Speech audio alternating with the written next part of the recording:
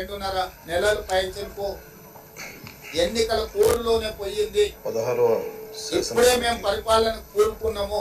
ఏకగ్రీవంగా ఎన్నికైన అందుకే మేము ఇచ్చిన మాట ప్రకారం 2 లక్షల రూపాయల వరకు రైతులకు రుణమాఫీ చేయాలని మా మంత్రివర్గ సహచరులు అందరం ఒక కమిట్మెంట్ తో, ఒక సామాజిక బాధ్యతతో ఇచ్చిన మాట నిలబెట్టుకోవడానికి ముందుకు వచ్చినాం. అందుకే మీ ముందు మేమందరం కూర్చొని ఏక తాటి మీద ఏక గొంతుకతో ఈ నిర్ణయం తీసుకొని మీ ముందు ప్రకటన చేస్తున్నాం. Panchayati Raj, technical education, forest, Rythu Bharosa సమర్థవంతంగా నిర్వహించిన మీకు రైతు భరోసాకు సంబంధించి చిలువలు పలువలుగా మాట్లాడుకుంటున్నారు. స్పీకర్ రకరకాల చర్చలు జరుగుతున్నాయి. చాలా ఆనందంగా అనర్హులకు ఇచ్చిందని ఒకరంటారు, ఇన్ని నేషనల్ హైవేలో రోడ్లు వేసిన వాటికి ఇచ్చిందని ఇంకొకరంటారు, ప్రజలు టాటాలకు బిర్లాలకు ఇచ్చిందని రాజకీయ జీవనంలో ఎన్ని దశాబ్దాలు నివసించే ఫామ్ హౌస్ ఓనర్లకు ఇచ్చిందని కోపం వస్తే ఋషికొండను చెక్కినట్టు ప్రత్యర్థులకి పదులైన ఉత్తరాంధ్రయాసలో గుండు కొట్టేస్తాను. భరోసా కింద నిధులు తీసుకున్నాడు. బాధేస్తాం సార్. రకరకాల చర్చలు మీకు జరుగుతున్నాయి తిక్కే అవకాశం మేము 4 గోడల మధ్యలో మా మంత్రివర్గమే కూర్చొని మేమే కానీ మీరు సభలో ఎవరు తిడుతున్నా దాని ఆఫీసు బాధ్యత చేతుల్లో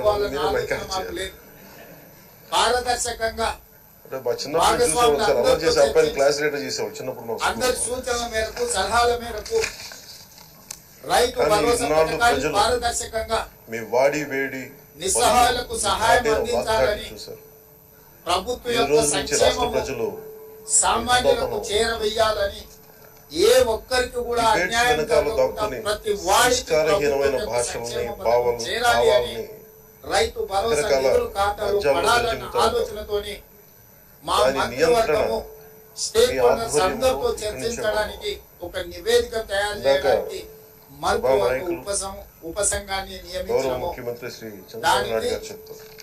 ఆర్థిక మంత్రిగా ఆడబిడ్డలు ఏ విధంగా నలిగిపోయారు, బట్టి విక్రమార్క గారు నాయకత్వం వహిస్తారు.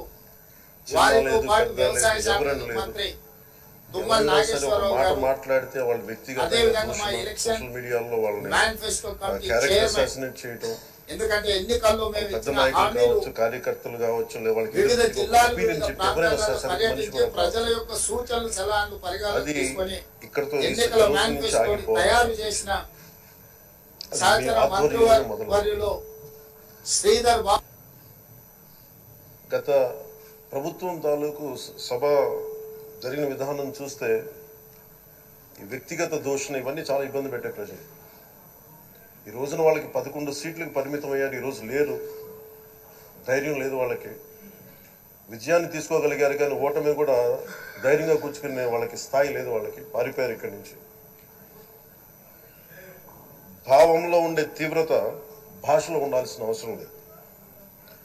భాష మనుషుల్ని కలపడానికి కానీ విడగొట్టడానికి కాదు, భాష విద్వేషం రేపడానికి కాదు, పరిష్కరించడానికి. ఎంత జటిలమైన సమస్య అయినా, భయంకర సమస్య అయినా చర్చల ద్వారా పరిష్కరించుకోవడానికి కానీ వివాదం సృష్టించడానికి కాదు.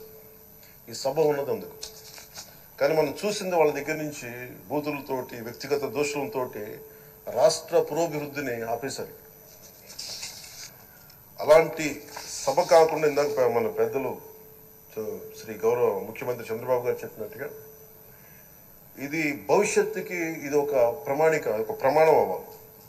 2047 వరకు ఇంత అద్భుతమైన స్థానంలో మనకి ఆంధ్రప్రదేశ్ తెలుగు జాతి ఉన్నత స్థాయికి వెళ్ళాలంటే ఈరోజు మనం వేసే ప్రతి అడుగు అది భవిష్యత్ తరాలకు ఒక నిర్దేశక, ఒక టచ్ స్టోన్గా ఉండిపోవాలి, గిట్ రాయిగా ఉండిపోవాలి.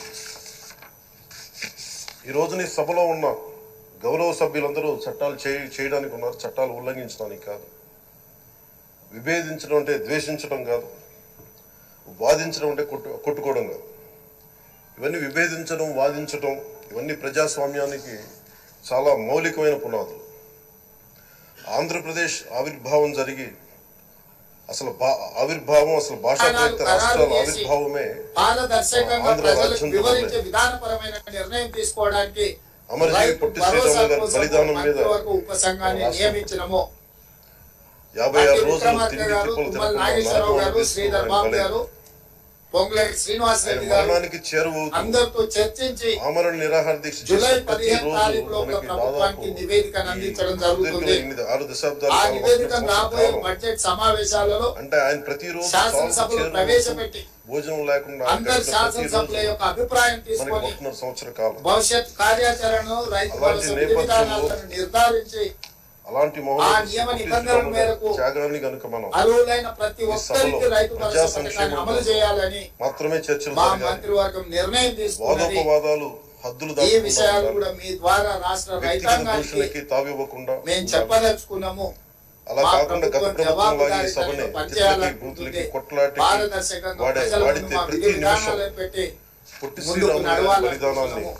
అవమానం ఇక మూడవ అంశం, వివిధ పత్రికలలో టీవీలలో బతికినప్పుడు మాత్రమే కాదు, కొన్ని చనిపోయిన తర్వాత పొలిటికల్ కూడా పార్టీ తరాలు ఓన్ మీడియా కూడా ఉపయోగపడతారని నిరూపిస్తారు. రకరకాల అలాంటి కోపం చెందిన రాద్ధాంతాలు, విషయాలను రాష్ట్ర సృష్టికర్త, చిల్వలు పల్వలు చేసి భాషా ప్రయుక్త రాష్ట్రాల లేదా శ్రీకారం ప్రభుత్వం మీద చుట్టిన అపోహలు ద్రష్ట, కలిగించడానికి లేదా అమర్జీవి ఎన్నో శ్రీ సమావేశాలలో స్థితిలో మంత్రులను ఎమ్మెల్యేలను ఒక విలువలతో లేని కూడిన వార్తల్ని సంప్రదాయాన్ని తెరలేస్తూ ప్రశ్నల రూపంలో వాళ్ళని ఈ అడిగి ఆధ్వర్యంలో ఈ సభ వాళ్ళతో ఏదో జరగాలి. ఒకటి మాట్లాడించి ఈ 5 ఏళ్ల ప్రజా దానికి ప్రచారం ప్రస్థానంలో కల్పించి ప్రభుత్వం ఈ యొక్క విలువైన ప్రతిష్టను 5 ఏళ్లు దెబ్బతీయాలని రాబోయే ప్రయత్నం తరానికి చేస్తున్నారు. గొప్ప అందుకు భవిష్యత్తునిచ్చే గాను అన్నం పెట్టే మంత్రివర్గ రైతుకి, నిర్ణయాలు గాని ప్రభుత్వ కౌలు చేసుకునే పరిపాలనకు రైతుకి, సంబంధించిన రైతు అంశాలను కూలీకి అండగా ఉండేలా, మీడియా మిత్రులకు మహిళలకి బ్రీఫింగ్ భద్రతతో చేయడానికి పాటు ఉన్నత స్థాయికి మంత్రివర్గం ఎదిగేలా, నుంచి ఇద్దరు అధికార ప్రభుత్వ ప్రతినిధులుగా ఉద్యోగికి 2 భద్రత మంత్రులను కల్పించేలా, నియమిస్తున్నాము. పశువు పక్షి దానికి ప్రకృతి శ్రీధర్ బాబు గారు సహచరులందరికీ కూడా మతాలకి పొంగులేటి శ్రీనివాస్ ప్రాంతాలకి రెడ్డి గారు అతీతంగా బాధ్యత తీసుకుంటారు. సుభిక్షంగా అభివృద్ధి మీడియా పథంలో మిత్రులకు నా సూచన, ఆంధ్రప్రదేశ్ ఆంధ్ర రాజ్యం మీకు ఎలాంటి అద్భుతమైన ప్రభుత్వానికి ప్రగతి సాధించేలా సంబంధించిన అంశాలు కావచ్చు, చర్చలు సాగాలని కోరుకుంటూ వివరాలు కావచ్చు, సభాపతి అయ్యన్న గారికి, అపోహలు అయ్యన్న కావచ్చు, పాత్రుడి గారికి మీ ఆధ్వర్యంలో ఈ సభ